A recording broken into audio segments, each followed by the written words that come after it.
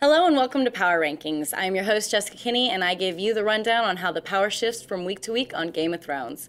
This week's episode was named Unbowed, Unbent, Unbroken for the determination of the Sand Snakes to avenge their father Oberyn. He died a gruesome death last season, and we are just now seeing his daughter's vengeance.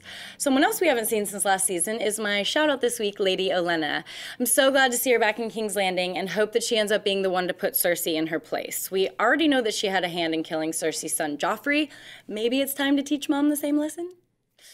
Two people who have just saved themselves from death are my honorable mentions this week, Jorah and Tyrion.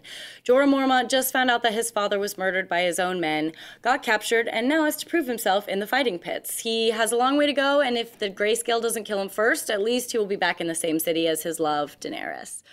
His involuntary travel companion, Tyrion Lannister, just saved his own cock by convincing his captors they wouldn't be able to sell it without proof it came from him. He just preserved his favorite body part, which apparently has magical powers, and is still on his way to Meereen, where he was planning to go all along, so the joke is on the slavers who took him. Someone who is right where she wants to be, and starting off the ranks at number 5 this week, is Arya Stark. She's finally moving forward in her training with the Faceless Men, or maybe as we should call them now, the men with other people's faces.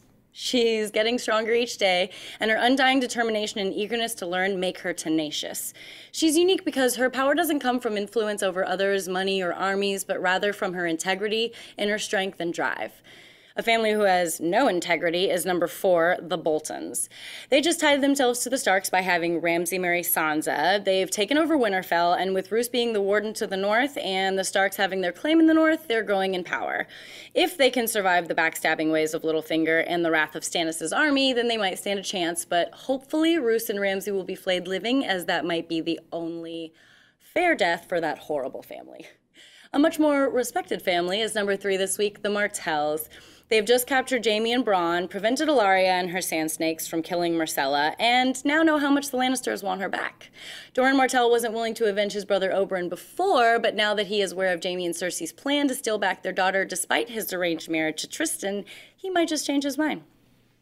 Someone who goes back on their word all the time is my runner-up, Cersei Lannister.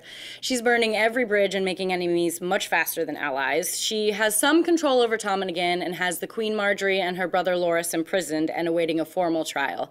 That puts her back on top in King's Landing at least, but with her taking advice from Littlefinger, the man who's trying to take the Lannisters' power away one child at a time, hopefully she'll meet her demise sooner than later.